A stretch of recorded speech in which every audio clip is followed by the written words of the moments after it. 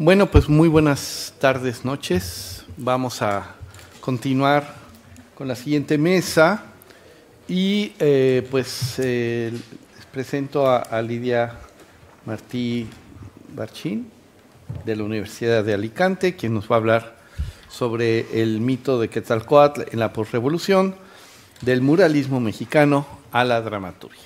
Adelante. Vale.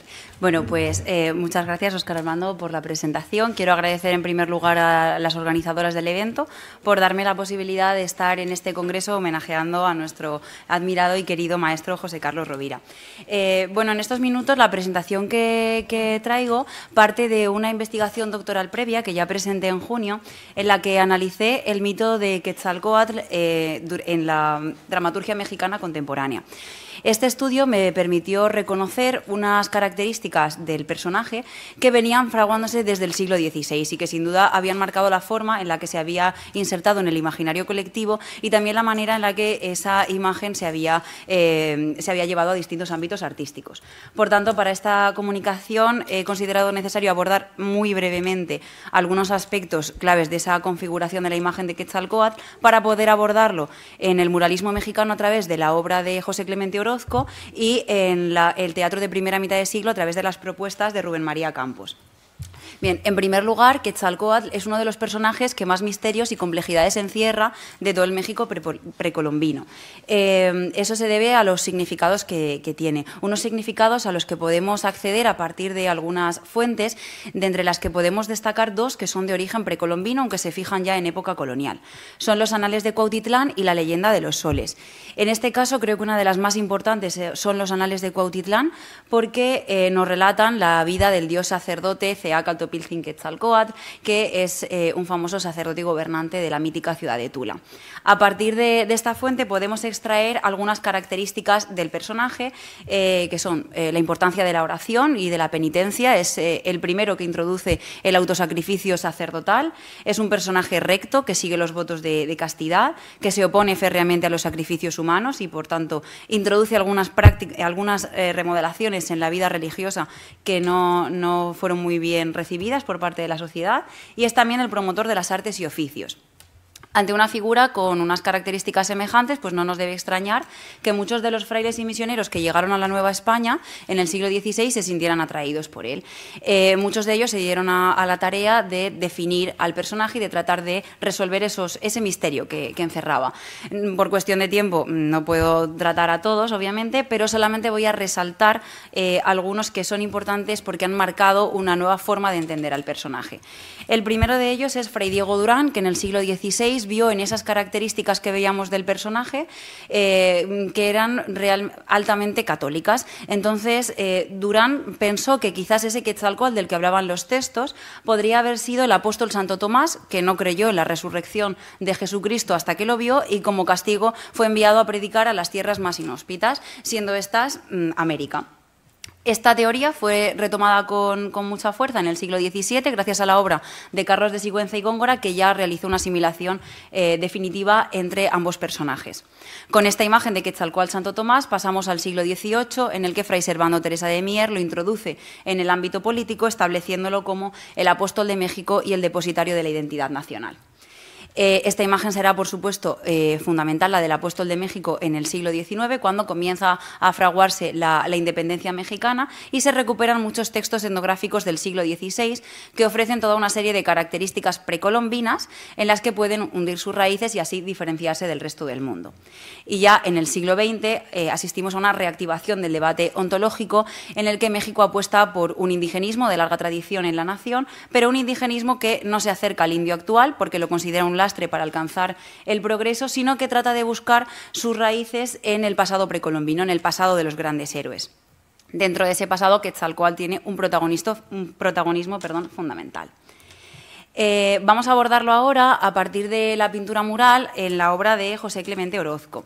Este pintor me ha resultado realmente interesante porque podemos tener algunas de sus ideas a partir de la autobiografía que él mismo realiza y bueno, nos habla acerca de la conquista, nos dice que la conquista sigue siendo muy actual en el México del siglo XX porque sigue despertando sentimientos negativos en el mexicano. Nos habla también del problema de definir México en términos términos raciales, que él considera que es el problema, la principal razón por la que México no puede definir su nacionalidad, porque dice, cito, todas las razas son orgullosas en extremo, ninguna admite la derrota y la sumisión definitiva. Reconocen haber perdido una batalla, pero esperan la revancha, que puede tardar, pero vendrá sin remedio algún día en que los vencidos de ayer serán los vencedores. No se queda aquí Clemente Orozco, sino que nos aporta también una posible solución. Dice que para acabar con este problema que tiene México para definir su nacionalidad, pues deberíamos relegar la conquista al ámbito que le corresponde, que es el siglo XVI, y tratar al indio como, y cito, como hombre igual a los demás, como trataríamos a los andaluces y a los vascos.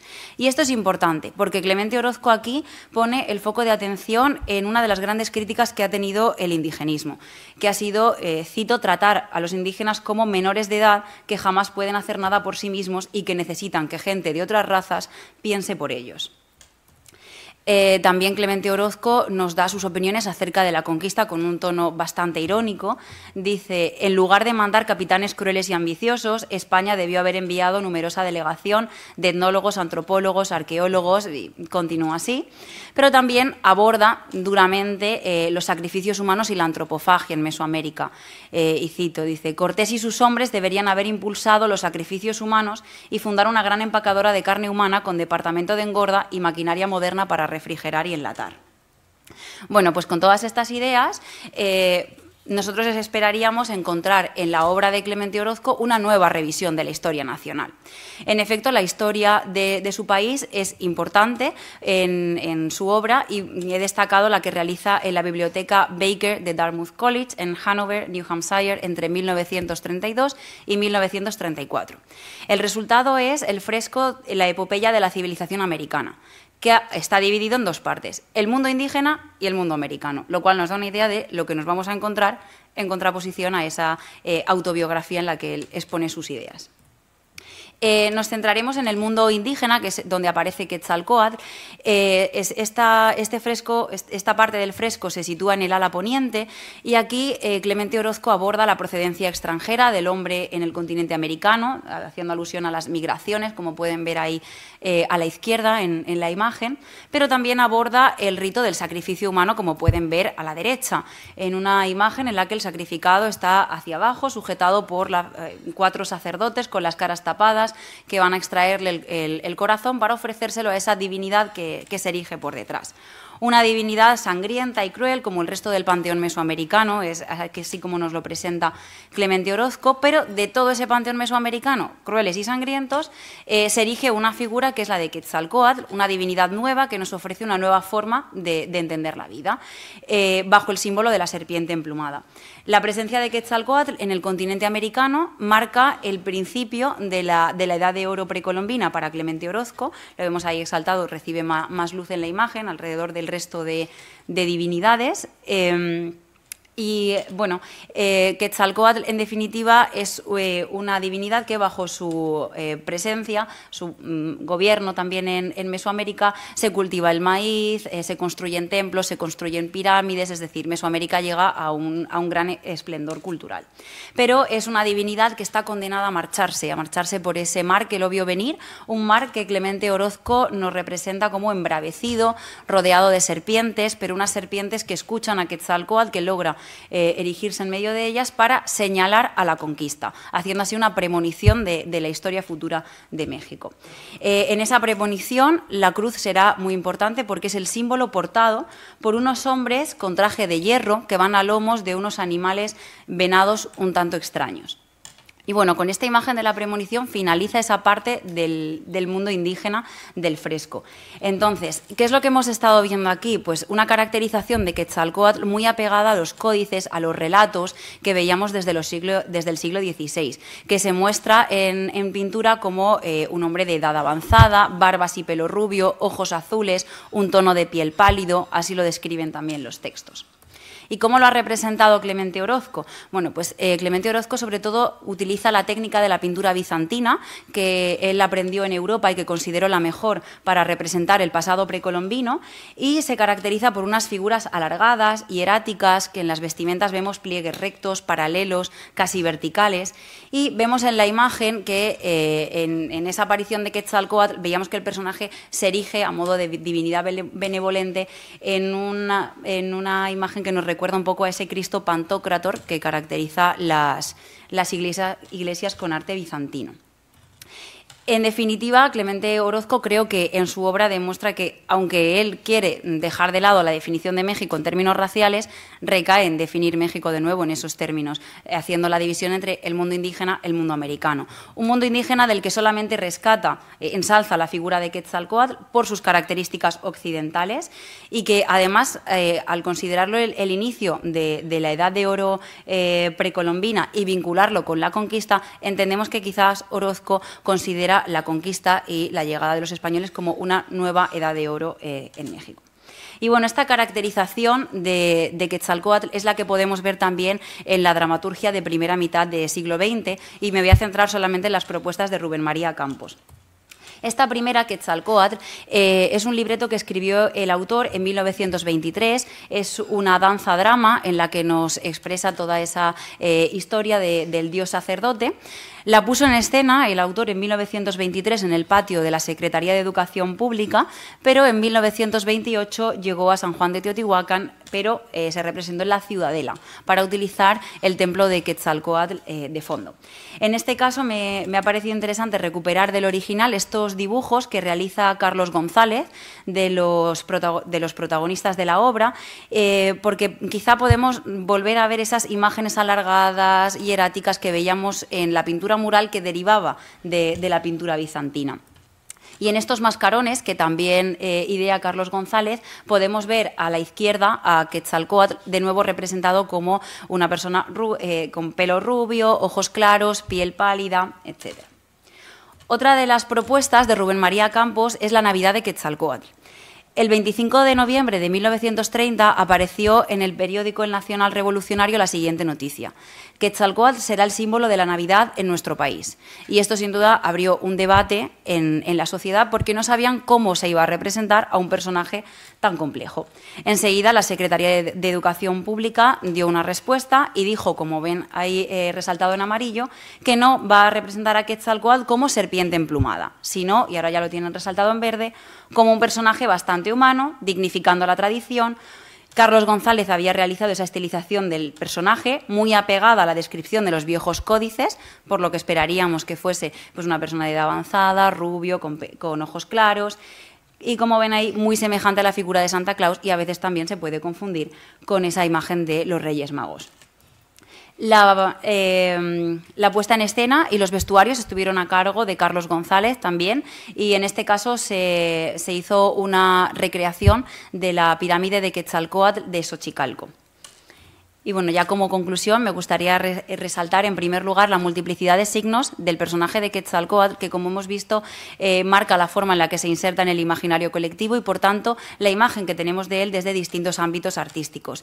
Desde el muralismo, como hemos visto en la obra de José Clemente Orozco, en la que creo que a pesar de esas ideas que nos daba en su autobiografía, él realiza una crítica a la organización política, social y religiosa del México precolombino, del que solamente rescata a Quetzalcóatl por ser altamente occidental. Y esa imagen también la vemos en el teatro de primera mitad de siglo, en las propuestas de Rubén María Campos, en las que Quetzalcóatl es el representante de nuevo de la civilización mesoamericana, pero otra vez una civilización altamente occidental. Y bueno, esto es todo.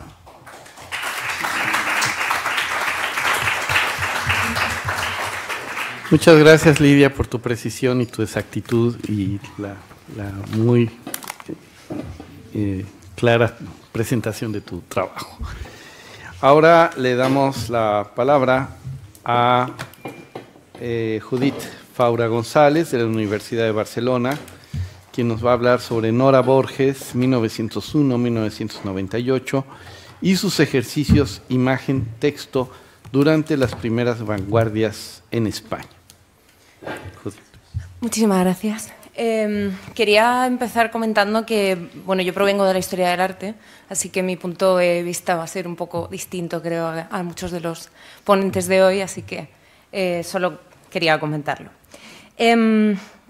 Esta ponencia que he titulado Palabras y trazos, el relato verbal de los ejercicios imagen-texto, he hecho un poco de cambio en el título, de Nora Borges durante las primeras vanguardias en España, está basada en las premisas teóricas de los estudios visuales y tiene como objetivo analizar el papel de Nora Borges en el desarrollo de las primeras vanguardias en España y su conexión estética con figuras del movimiento ultraísta y también de la generación del 27, como son Guillermo de Torre, Francisco Bores, que es artista plástico, o Benjamín Palencia, otro artista plástico, por citar algunos. Se busca reconocer las sinergias de su estilo próximo al expresionismo en los ejercicios de imagen-texto que más tarde se integrarían en otros artistas vinculados a la residencia de estudiantes y a la Escuela de París. Sus ilustraciones aparecen en revistas como Ultra, Prisma, Ángulo y marcaron el comienzo de su trayectoria, que asentaron las bases para su colaboración posterior con escritores como su propio hermano Jorge Luis Borges, Juan Ramón Jiménez o Federico García Lorca.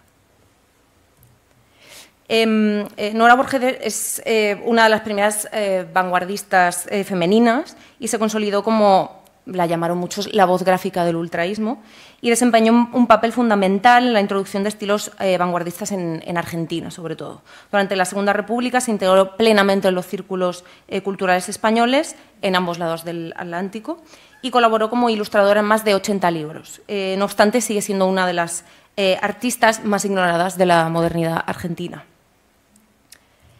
Mi investigación se enmarca dentro del ámbito de los estudios visuales, como comentaba al principio, y los estudios interartísticos, explorando los ejercicios imagen-textos de Nora Borges como un caso ejemplar de la intersección entre las artes visuales y la literatura de vanguardia histórica.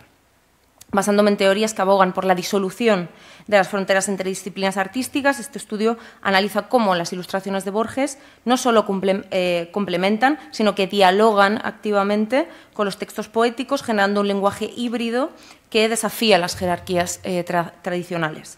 Este enfoque se alinea con los principios de los estudios visuales que subrayan la importancia de comprender las imágenes en relación con su contexto cultural y su interacción con otros sistemas simbólicos como el lenguaje escrito. Quería resaltar también este componente de estudios cercanos a los estudios de género.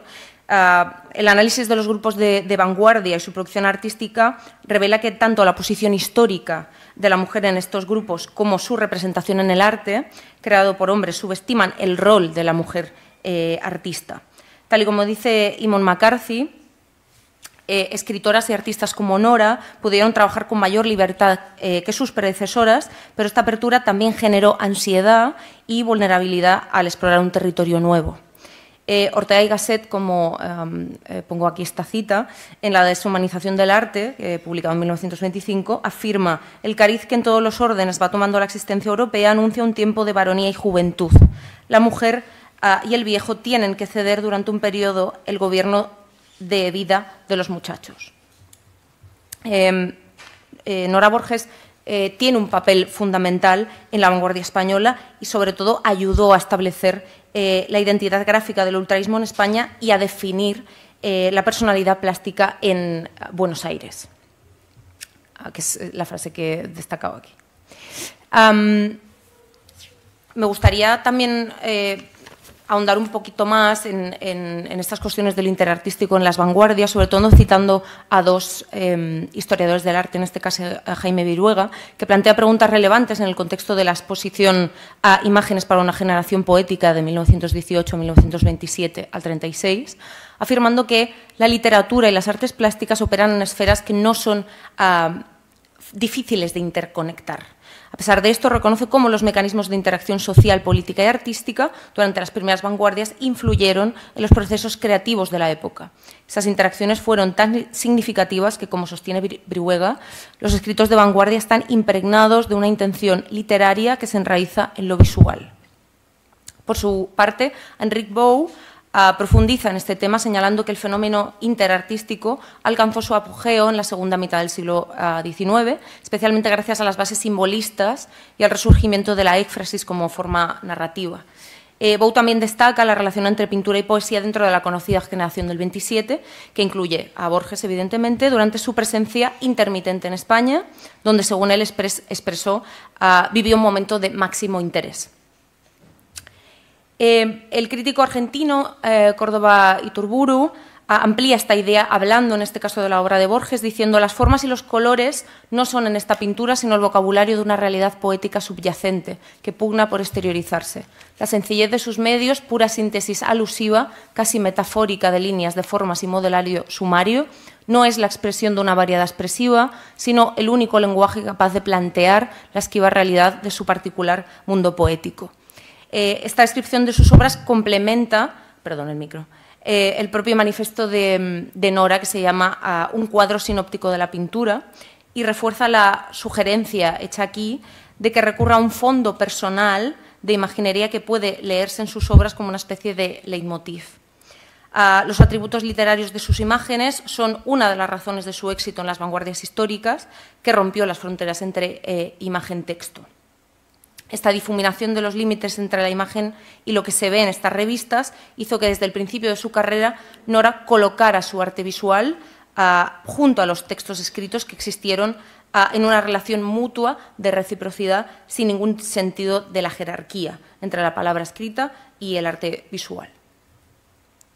En su obra Teoría de la imagen, Mitchell aborda el arte de William Blake, específicamente sus libros en los que el artista desempeña el papel tanto de poeta como de ilustrador. En estos libros Blake no solo escribe sus textos líricos, sino también los materializa mediante ilustraciones, algo que también haría en este caso Nora Borges, pero también lo harían artistas con los que estableció una relación artístico-personal, como por ejemplo aquí vemos a José Moreno Villa con Jacinta la pelirroja de 1929 o Federico García Lorca, que se ha estudiado también muchísimo estas intervenciones que él mismo hacía de sus textos o dibujos que se hacían, por ejemplo, aquí he puesto esta carta que le envía Benjamín Palencia.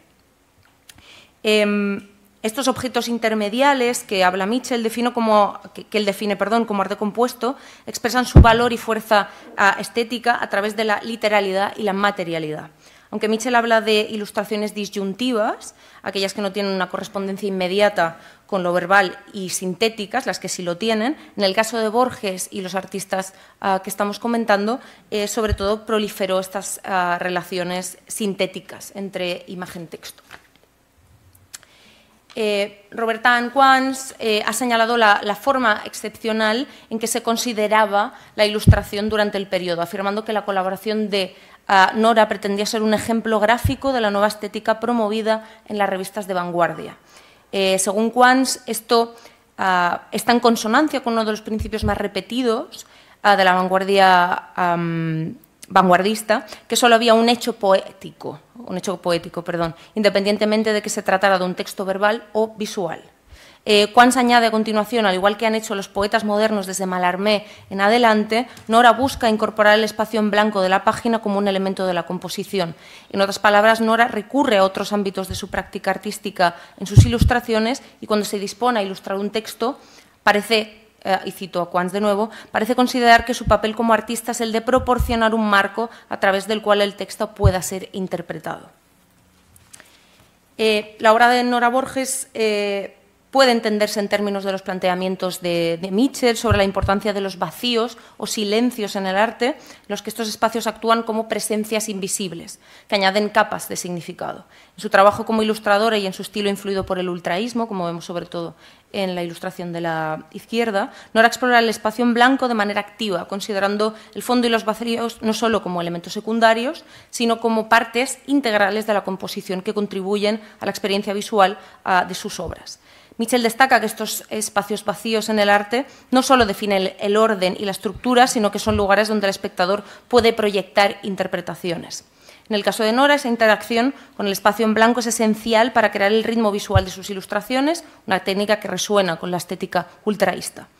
El blanco no es un mero fondo, sino un espacio que acoge y da voz a la imagen, invitando a una experiencia estética que amplía su significado. De este modo, Nora subraya una dimensión de ausencia-presencia, donde el silencio visual de los espacios no ocupados genera una tensión que enriquece la narrativa de la obra, permitiendo una interpretación personal y subjetiva de un estilo vanguardista. Aquí, por ejemplo, os he puesto esta ilustración que realiza para Ultra, realiza muchísimas ilustraciones para Ultra, en este caso del 21, y aquí ilustraciones que realiza para Platero y yo de Juan Ramón Jiménez, con el que tendrá una larga correspondencia. Algunos ejemplos representativos de las ilustraciones de Nora se encuentran en sus colaboraciones para las revistas Prisma, Proa, así como en su trabajo para libros de poesía como La calle de la tarde, de Nora Lange, y La luna de enfrente, de su hermano Jorge Luis Borges. Estas ilustraciones reflejan su particular uso del espacio en blanco y su estilo, influido, como decíamos, por el ultraísmo, caracterizado, como vemos aquí, sobre todo en la ilustración de mi izquierda, por líneas limpias, figuras estilizadas y la síntesis de formas sin detalles superfluos. La luna de enfrente, por ejemplo, Nora emplea estos espacios en blanco de manera estratégica, permitiendo que el espacio resalte las líneas y figuras simplificadas de sus personajes. En su ilustración para La calle de la tarde, la composición es mínima, con figuras femeninas delineadas que parecen flotar en un espacio en blanco, lo que refuerza esa sensación de silencio y contemplación. Estos espacios en blanco en sus ilustraciones no solo destacan la imagen central, sino que también invitan al espectador a interpretar el silencio visual como parte de la obra, una técnica que, según los estudios visuales de Mitchell, permite que el vacío sea un lugar de significado en sí mismo. Así, el blanco y los silencios visuales presentes en sus ilustraciones se convierten en un lenguaje compartido, que, lejos de ser simple fondo, establece una relación activa entre figura y vacío, invitando a los espectadores a llenar los espacios de sus interpretaciones, un concepto alineado con lo que ya he comentado que nos cuenta Mitchell. Dicha teoría también se aplica a las ilustraciones de otros artistas vinculados a la generación del 27, como Francisco Bores, que vemos a la derecha, a Maruja Mayo, Joaquín Peinado, con los que podemos crear una red comparativa. En este caso, Francisco Bores, con esta ilustración que vemos de Alfar en el número 38, que está, de hecho, ilustrando La casa incendiada, de José María Delgado, utilizaba el espacio en blanco para establecer un ritmo visual en sus composiciones, donde las formas y los diálogos van creando una sensación de equilibrio y de claridad visual, que impulsaba la atención sobre los elementos más significativos de la obra. Esto se aprecia en las ilustraciones, como decíamos, de Alfar, que realiza, o de Ultra, donde estas figuras se mantienen enmarcadas por ese espacio en blanco, enfatizando su relación con el fondo como parte de la narrativa visual. El espacio se convertía en un respiradero visual, lo que, según Mitchell, permite que el silencio forme parte de la narrativa, invitando al espectador a proyectar estas interpretaciones. Así que Bores y Borges, como tenemos a la izquierda, lograban enfatizar la estructura geométrica, como vemos aquí, y los contornos de sus figuras, estableciendo un lenguaje visual que dialogaba con las aspiraciones poéticas y también visuales. También en este sentido, ambos recurren al conocido como retorno al orden, que se produce a finales de los años 20, y vemos aquí cómo en el caso de Nora Borges realiza un retrato de su marido Guillermo de Torre y un autorretrato suyo, muy en consonancia con los retratos, por ejemplo, que estaba realizando Bores o también Benjamín Palencia en las mismas revistas. En este caso he destacado el de Ramón Gómez de la Serna, que Bores publica en Alfar, en el número 50. Pasando a Maruja Mayo, en este caso, que está realizando esta ilustración en la Gaceta Literaria, en el número 65, ilustración del poema Yo era un tonto y lo que he visto me ha hecho dos tontos, de Rafael Alberti, publicado, como decíamos, en esta Gaceta, que comparten un lenguaje visual y poético y que explora sobre todo la complejidad de la modernidad y la desconexión humana, ¿no? Yo creo que ambas ilustraciones se complementan y se explican muy bien mutuamente, ¿no? Mayo, con su estilo cargado de elementos surrealistas y figuras dinámicas, crea imágenes que reflejan el tono irónico y melancólico del poema de Alberti, en el que se cuestiona la inocencia perdida y el impacto de la realidad en la percepción del yo. Sus ilustraciones podrían jugar con el contraste entre figuras humanas y elementos mecánicos o urbanos, subrayando la desorientación y el extrañamiento que Alberti expresa en sus versos. De este modo, Mayo traduce en formas visuales las emociones y las paradojas del poema, generando un diálogo interartístico que enriquece la experiencia estética del lector. donde lo absurdo y lo trágico se mezclan en una misma composición. El último ejemplo que quería poner era en este caso el de Nora Borges y Joaquín Peinado. En este caso vemos la ilustración que realiza del libro de su hermano, Fervor de Buenos Aires, y en el caso de Joaquín Peinado la ilustración que realiza para la Gaceta Literaria, el número 9, del año 27, en este caso del texto de Las ciudades y las almas de Miguel Pérez Ferrero, que se conecta muy bien con la ilustración que realiza Nora, sobre todo en un enfoque hacia la creación de un espacio poético-visual que complementa y expande el texto literario. Peinado emplea líneas esquemáticas y una estructura visual que evoca la idea de ciudades abstractas y oníricas, donde la geometría simplificada sugiere tanto el orden como el misterio de los paisajes urbanos. De manera similar, Borges, en su ilustración de Fervor de Buenos Aires, utiliza las figuras estilizadas y una composición limpia que capta la esencia espiritual y melancolía de la ciudad. Ambos artistas, a través del lenguaje visual, que equilibra simplicidad y simbolismo, logran transmitir la atmósfera del texto poético. Peinado destaca la relación entre las urbes y su entorno casi místico, mientras Borges representa la belleza y el ritmo de Buenos Aires. En ambos casos, la ilustración no solo acompaña al poema, sino que lo enriquece, generando una interacción entre imagen y palabra que potencia el significado y la experiencia estética del lector. En conjunto, Nora Borges, Mayo, Bores, Peinado comparten una visión artística que trascendió las fronteras tradicionales en las artes visuales y la poesía, estableciendo un diálogo interartístico clave para la vanguardia de su tiempo. Como ilustradores de poesía, todos ellos contribuyeron a crear un lenguaje híbrido en el que la palabra escrita y la imagen coexistían y se complementaban, generando experiencias estéticas multidimensionales. Nora Borges, con sus figuras dedicadas y sus composiciones llenas de espacios en blanco, o Maruja Mayo, con sus dinámicas y simbólicas imágenes, aportaron a los textos poéticos una dimensión visual que realzaba y expandía su significado. Del mismo modo, Bores y Peinado emplearon sus estilos únicos para dotar de profundidad visual a los poemas que acompañaron, reforzando la atmósfera y los conceptos expresados en los versos. Para terminar, quería citar a dos autores, uno ya lo he ido citando, en otro caso es Nicolás Mirzoeff. Esta integración entre lo visual y lo textual se alinea con las ideas de estos dos autores. En el primer caso, Mitchell señala que la imagen y el texto no deben ser vistos como modos de representación opuestos, sino como elementos que constantemente interactúan y se redefinen mutuamente. O Nicolás Mirzoeff, que sugiere que el estudio de las intersecciones entre las imágenes y el texto debe considerar cómo las imágenes no solo ilustran, sino que transforman la experiencia del contenido verbal, creando nuevas formas de significado que trascienden el lenguaje. Así, estos artistas, con sus obras impregnadas de atributos literarios, lograron que sus ilustraciones no solo dialogaran con la poesía, sino que formaran parte integral de un movimiento que buscaba la fusión artística total, revolucionando la manera de percibir y experimentar el arte y la literatura. Así que, muchas gracias.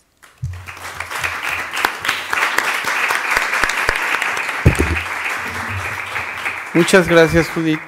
Pues ahora damos la palabra a Noelia Ruiz Beneito, de la Universidad de Alicante, con su ponencia Iconografía religiosa en la obra de Margot Glantz.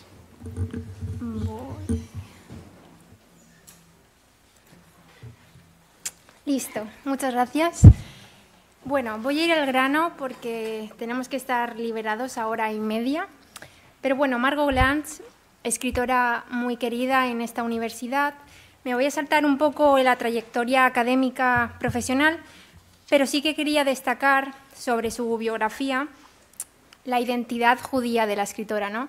En su novela Las genealogías explora mucho más a fondo esta cuestión.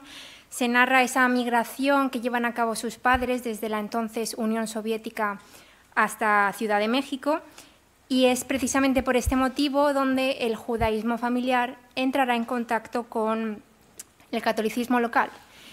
No obstante, como digo, el motivo religioso permea gran parte de su obra, y para esta ponencia me voy a centrar en su novela Apariciones. Bien, Apariciones se publica en 1996, es catalogada por la crítica como una novela erótica, si bien va mucho más allá de ello. La autora, a través de su ya conocida escritura fragmentada, y habiendo incluido sus conocimientos sobre misticismo cristiano, consigue enlazar el paroxismo que se puede derivar de la unión sexual, que se centra en el primer hilo argumental de la novela, referido a la mujer protagonista y su amante, con el paroxismo que se desprende de la unión espiritual con Cristo mediante la penitencia, y que está reservada a la historia de las dos monjas. Se trata de un libro breve pero muy complejo, con multitud de historias entrelazadas, que se superponen y con una imaginería muy apelativa, y eso es debido también a la presencia y a la importancia que cobra la iconografía, específicamente cristiana, que la misma autora confirma en una entrevista hecha por Sandra Lorenzano. Estas imágenes al final son indisolubles del texto. Sin estos elementos simbólicos, la novela contaría una historia muy distinta, quizá con menores resonancias, y es por eso también que podemos constatar, en el marco de lo defendido por el poeta latino Horacio en su Arte Poética, que la pintura, la imagen y la palabra a menudo se mueven en círculos, bailan e incluso trastabillan juntas, pero siempre lo hacen en un estado de simbiosis enriquecedor. Por todo ello, ofrezco a continuación un análisis de aquellos elementos que considero dan cuenta de este fenómeno. Y para eso voy a hablar primero de los colores. El simbolismo de los colores, en especial el blanco y el negro, ¿no?, es conocido como saber popular. Al blanco se lo relaciona con la luz, al negro con la oscuridad, y desde una perspectiva religiosa esto adquiere una connotación doble, pues a lo blanco, ¿no?, en el fondo se le está concediendo el atributo de lo bueno, del orden, mientras que a lo negro el del caos, el de lo malo. Esto podemos estar tentados de pensar que nos viene como un influjo del cristianismo, pero otros investigadores, como Frédéric Portal, rastrean este dualismo en todas las religiones e incluso en la mitología griega y romana. Pero centrándonos en apariciones, el color blanco lo encontramos atribuido sobre todo a la vestimenta. Margot Glantz incide mucho en describir cómo va vestido uno de los personajes secundarios más importantes, que es el de la niña. Esta descripción, como digo, está recurrentemente a lo largo del texto. ¿Qué pasa? Que aquí considero Glantz está jugando un poco con la ruptura de las reglas, porque en realidad la niña es un personaje limítrofe. Se encuentra en esa etapa de traslación, ¿no?, donde se podría dar un traspaso de lo puro a lo impuro, entendiendo esto como el paso de la adolescencia. Es en esta etapa donde empiezan a aparecer las pulsiones, donde se busca satisfacer deseos físicos. Por tanto, que a lo largo de todo el texto Glantz insista en vestir a la niña con su camisa blanca y sus pantalones azules, lo que creo es que consigue resaltar, destacar el papel que cumple este personaje secundario, y que en realidad coincide con lo que está tratando de poner sobre la mesa en todo momento, que es la comunión en realidad de lo sagrado y de lo profano, del amor espiritual y del amor carnal. En lo que se refiere al negro, su primer significado, o el que nos viene a la cabeza al pensarlo, tiene que ver con la muerte, ¿no? No obstante, también se conoce como un medio para la expresión de la penitencia y de otros valores ahí asociados, como serían la abnegación, el ascetismo o la humildad. Es así como lo encontramos también en el texto. En esta cita que veis en pantalla, en realidad se está centrando en el hilo argumental de las monjas, que han establecido un matrimonio espiritual simbólico con Cristo, que es un esposo muerto, ¿no? De ahí que guarde el luto por él. Y el tercero de los colores básicos, que aparece también con mucha potencia, es el rojo. El rojo, que además lo encontramos en la novela, materializado con la presencia de la sangre, de las heridas, de la agresión física. Además, sabemos que el rojo tiene una capacidad muy potente para activar y para estimular los sentidos, con lo cual se lo relaciona mucho con las emociones, con la pasión, por ejemplo. Pero precisamente por ese vínculo o esa asociación directa con la sangre, es un color con mucha importancia simbólica. En el texto de Glantz lo encontramos presente a lo largo de toda la novela, tanto en los dos hilos argumentales realmente. El primero, con el de la mujer protagonista y su amante, en estos encuentros sexuales, que es una cita, no voy a leerla, pero bueno, esta se refiere a esos momentos, ¿no?, del encuentro sexual donde hay una cierta violencia que roza con el goce. Pero, como dice aquí, en este éxtasis amoroso, se da esa violencia que en realidad lo que busca es la consumación de un deseo. De ahí que en estos casos el dolor venga aparejado con un goce que al que continuamente se alude a lo largo de la novela, y es que, como dice aquí Margot, en el amor los dedos tocan diferente. El cuerpo es como un teclado de clavecín y los dedos martillean, hieren, arrebatan, porque más que con los dedos se toca con las uñas, se puntea, se araña. En el caso de las dos monjas, la sangre la vemos encarnada en lo que refiere a sus propios martirios, la penitencia, ¿no?, que llevan a cabo por amor a su dulce esposo muerto y sacramentado, Cristo, quien, como conocemos, de hecho salvó a la humanidad a través de su sangre. Además, una sangre que se compara mucho, ¿no?, con esa leche materna que refiere al origen, aquellos a quienes redimió con el precioso líquido, esa sangre que sale de la llaga abierta en su costado. Es decir, que en esta búsqueda espiritual, en este deseo de aproximación hacia lo divino, la sangre se convierte en símbolo, porque, como también dice Margot a lo largo de toda la novela, nada nos abarca enteras, solo la sangre satisface, porque la sangre es parte de lo divino.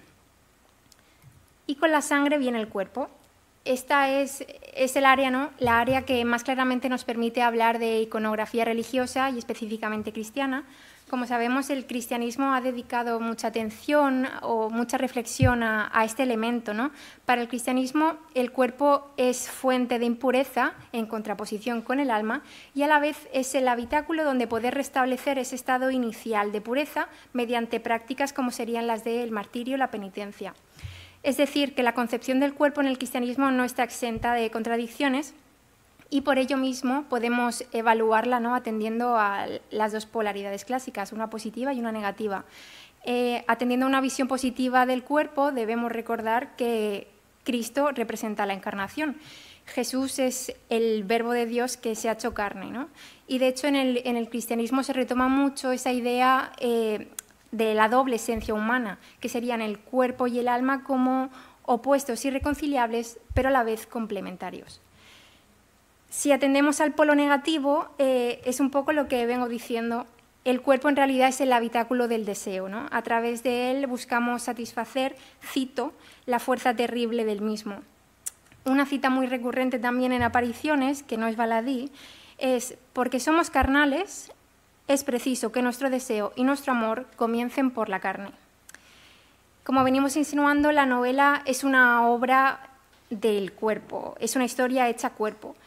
Este entonces se concibe como un vehículo para acceder a otros planos de la realidad, que serían el místico, el espiritual. Y es precisamente a través del cuerpo de Cristo, que quizás sea uno de los cuerpos que mayor simbología han adquirido con el paso del tiempo, que el creyente puede alcanzar el éxtasis abandonando paradójicamente el plano físico. De ahí también las insistencias por parte de las monjas por ver el cuerpo de ese esposo espiritual, ¿no? Cito: Señor bienaventurado, déjame ver tu cuerpo. Y de la misma manera y como condición, solo ofreciendo el propio cuerpo se posibilita ese encuentro. Y ya concluyo. En definitiva, Margot Glantz, con su novela Apariciones, lo que consigue es plasmar la riqueza que se deriva de la natural exploración humana, una que continuamente está interrogándose por su situación en el mundo, y lo logra haciendo uso de la iconografía, aunando imagen y palabra, y no solo desde el ámbito de lo sagrado, ¿no? Viendo esta unión con Dios, sobre todo en el hilo argumental de las monjas, sino que también lo hace desde el ámbito profano, encarnado en el hilo argumental de la mujer protagonista y su amante, porque en realidad ellos representan esa exploración corporal de lo físico, de lo impuro, y no obstante en realidad nos está hablando de esa otra unión, no menos sagrada, que es la que emprendemos hacia el otro. Y eso es todo. Muchas gracias.